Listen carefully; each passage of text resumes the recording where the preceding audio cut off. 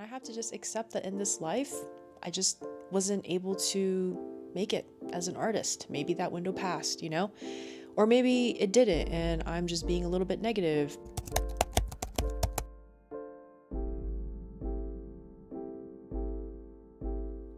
Hey guys, it is 10:46 a.m. on Saturday morning. Kind of went to bed a little bit later last night, not too terribly late, but late enough that waking up around 6:15 just was not the vibe this morning. It's been a while since I've connected with the spiritual side of myself, and made time for the mental part of life, which is just reflecting and I guess being grateful and understanding that I've come a long way from where I was a year ago artistically as a person, and getting so caught up with this passion project. It's easy to get wrapped up in that. To be at a point where I'm actually working on my thumbnails and I'm in the process of bringing these episodes to life, that's something I have to kind of step back and be like, whoa, you're doing the damn thing. After a lot of hesitation and fear, you're actually doing it. So, gotta give myself a pat on the back when I can. I worked on some more thumbnails this morning. I did start episode 2 thumbnails yesterday. I think I could finish up the rest of these thumbnails within an hour. I'm about almost halfway through episode 2. So if I just tunnel vision in on this, I can knock this out before noon. I also have those 2 character design sheets of Eli and Ike's that I would like to finish coloring today, since I think I figured out a color scheme for them yesterday. I think I'm just getting a little antsy for some reason. I'm not quite sure why, but there's just so much I gotta do, and even though there's a part of me that acknowledges I'm getting it done, there's a bigger part of me that is a little overwhelmed with the amount of work I have left to do. So, wish me luck. Let's see if I can knock out these thumbnails within the hour.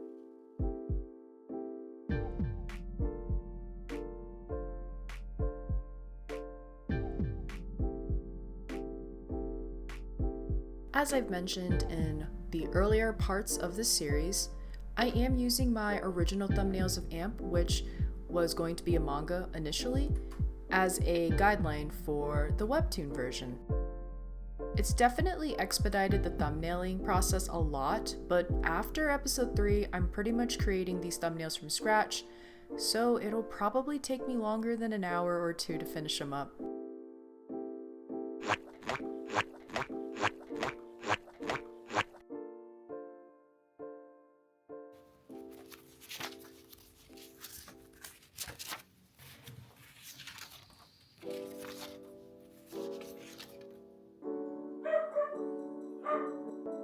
And there goes Bonsai. Alright, so as of right now, it is 1 p.m. basically, 12:59, and I finally finished the rest of my thumbnails. It did take a little longer than I was expecting, but I also took a break to play with my dog and wear him out a bit because he's been super hyperactive and really wanting attention and wanting to play, so that was a nice little break from this. Guys, let me tell you, this cortado is no joke. I finished this thing and it has like 4 espresso shots in here, and oh my god, I'm feeling it. I am a little jittery and a little bit anxious, a lot of bit anxious. Episode 2 thumbnails, officially done, knocked that out of the way. Again, I was kind of struggling with this in terms of varying the perspective, but I'm also trying to not feel so ashamed of myself for reusing certain panels and doing zoom-ins, because again, it is a lot of work to draw fresh new perspectives each and every time. I'm leaving off in a place where I'm hoping people have questions about the other characters that I'm introducing in episode 2, which would be Akira, and then some of the other unnamed side characters for AMP. Yeah, I have a lot of stuff I gotta do today. That's no surprise. When am I not busy and swamped with millions of tasks that I want to knock out of the way? Signing off for right now.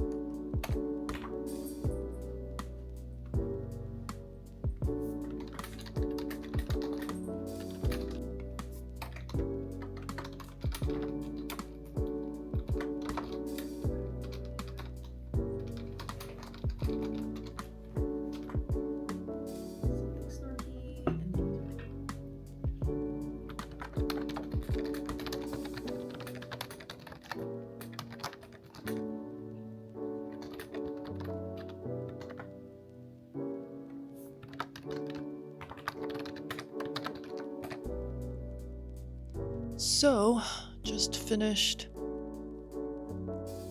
scripting the dialogue for episode 2. It's been a day. It's been a weekend, actually. I mean, even yesterday was... I don't know. I had a moment, and I guess that's why I wanted to just film at a different angle, and... Can I help you, sir? Alright, so like I said, I had a moment yesterday, and I just started doubting whether or not all this work is gonna pay off. But what does that mean exactly? What does pay off mean? I guess when I started my channel, I had a lot of hopes that I'd be able to connect with people that resonate with my art or enjoy watching me work on my artistic process some.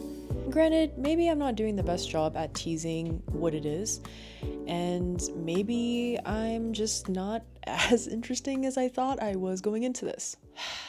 In a day and age where we live pretty much online, social media is a big part of many of our lives, especially if you are an artist trying to build a following and transition into doing art full time. It's really hard not to tie your worth and your identity in a way as an artist to your online persona. I guess a part of me is scared too that if I put all this time into AMP, and trust me, I'm putting in a lot, that by the time I publish it, even if it's during the submission window for the Webtoons contest this year, that it won't even get seen by a lot of people, or at all. Do I think that is a reflection of my talent and my skill set? No, but it's hard not to feel like dog shit when you put in all this time and effort into something and it almost feels like you're shouting into the void. I voiced this concern online many a times, and it seems like there are lots of other people within the art community that feels the same way. I hate when I get like this. It just feels like I'm pitying myself, and that's not at all what I'm trying to do. I guess what I'm trying to say is it's really hard being an artist and trying to build a following online. Yeah, it's definitely been a little hard. I guess it's been feeling a little rough with the last couple of uploads here on my channel. I don't know. I'm just trying to reshape my perspective on this, and I think that's the reason why I also decided to start off today with a little more gratitude and just reconnecting with my higher self, is because I know deep down inside I'm on the right path, and I know that I'm meant to create something and put something out there in the world, and even if it only touches a couple of people and resonates with a few people, then I would have done my job. I guess this is me just being honest and vulnerable about the fact that sometimes I feel like being an artist has little to no payoff, because my end goal is to one day stop working corporate and to work on my art full time. I guess I'm not quite there yet, and maybe I never will be, and I have to just accept that in this life I just wasn't able to make it as an artist. Maybe that window passed, or maybe it didn't, and I'm just being a little bit negative. But I also want to have that optimism, and I want to speak it into existence, but I also want to be realistic enough to understand and accept that I might need a full-time job to support my artistic endeavors. My brain has been going through a lot since that freaking cortado drink I had earlier from Starbucks. I think I'm going to take a break now that I'm done with my dialogue for Epi 2, and I'm going to take a bubble bath, and I'm probably going to read while taking a bubble bath. I could use that. Maybe I'll even journal a little bit afterwards and try not to write for like an hour straight, because that's going to cramp up my hand, and then I definitely won't be able to draw for the rest of the day.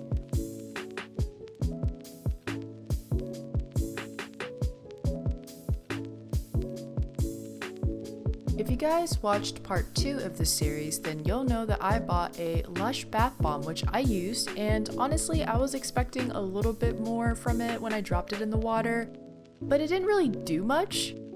It just made the water pink, which was nice, and It smelled good.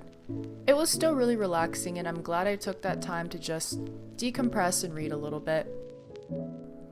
Like I mentioned earlier, I am going to finish coloring the character design sheets that I started of Eli and Ike's back in part 2. I recorded this segment of the video in a different format since I was planning on creating shorts out of what I shot. I'm not sure if the shorts will be up before this video, but either way, this is how I went about coloring both my characters. As you can see, I did pick out the color palettes prior to this process, but sometimes the colors you have in mind don't necessarily match the vision once you have all the colors laid out next to each other. I think that's called color relativity. I still wanted to show you guys my process for figuring out the final colors that go into the design, but the biggest struggle I was having for both these characters was settling on their hair color. So this was Eli's initial hair color. It was going to be a lighter brown brunette at the base, and then it fades into this teal ombre. But even after messing with the line art color, it just didn't look right to me. I really wanted it to work because that's what I had in mind for him. But once I took a step back and looked at his complete character design, I realized it just wasn't matching with the rest of his outfit. So after doing a little bit of tweaking, this is the final design for Eli. Now moving on to Ike's. I had a very similar problem for her. So when I tweaked around with her hair color, I came up with different color combinations that I really liked, which made it hard for me to settle on just one.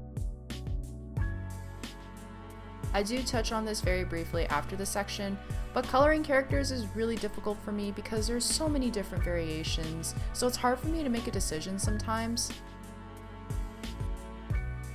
But seeing as there is so much cyan blue in her character design, I kind of wanted to keep that cohesiveness.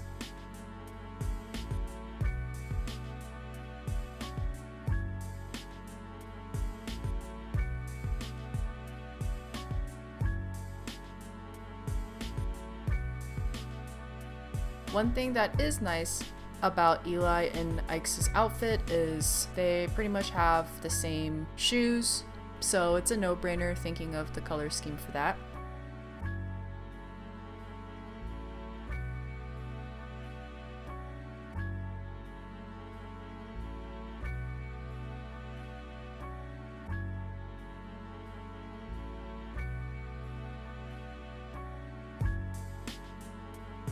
But yeah, going back to Ike's hair. So originally it was going to be like a deep purple with a blonde streak in front of it. But again, color relativity. When you place colors next to each other, it can make surrounding colors look more vibrant or dull. That's when I decided to change it up and give it a teal color. I really like the way that it complements her character design, because it's not a very bright teal, but it's dark enough that it could kind of pass as black hair if you're not looking too hard.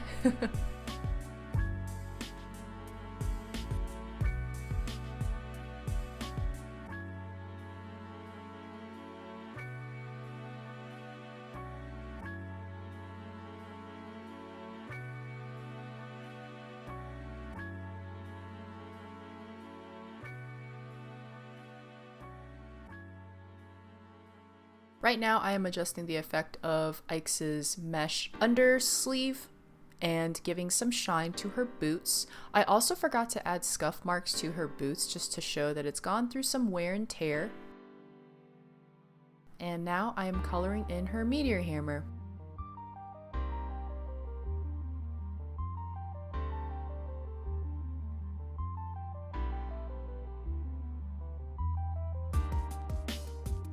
And this is the completed look for Ike's.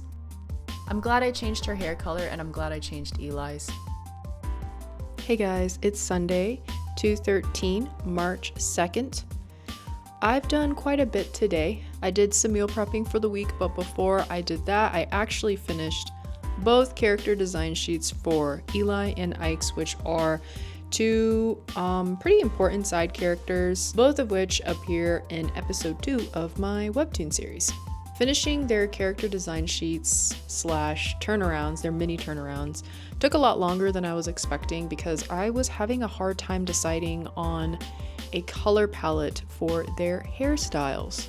Expectation sometimes doesn't meet the reality of what it looks like when you have all these colors next to each other. So for instance, for Eli, I was initially going to have the top a slightly different blue shade from the bottoms. They were going to be the same values, but just a slight difference. And his glove was also going to be darker than his bottoms. But after I laid the colors down, it just didn't seem very cohesive. So I decided to give Eli the same shade of blue for pretty much the entire outfit. Yeah, it's just hard for me sometimes to make a decision because there's so many different possibilities and color choices you could use. Color is obviously a big part in showcasing a character's personality. So I just wanted to make sure that the colors I were picking were deliberate and they can paint a picture of who these characters are in the series without showing versus telling, you know? Whew, man, what a day, what a week. I have so much I still have to do if I am going to finish all 3 episodes before the submission window ends. So what do I have planned for the rest of the day? To be frank, I'm kind of overcoloring. I've been doing it for the past day, and after spending so much time trying to finalize both of these characters' color scheme, I need a break from that. What I might do is get a head start on the line art for episode 1. I usually try to relax a little bit on Sundays and just unwind to prep for another work week, but I would like to try to get a little bit more art in before I decide to just take it a little bit easier for the night. Also need to make time to edit videos and work on my episode outlines. So yeah, I'm quite tired if you can't tell. Kind of running out of steam. Like I said, it's been a long week and the weekend's gone by super quick. Well, that's all I got for right now.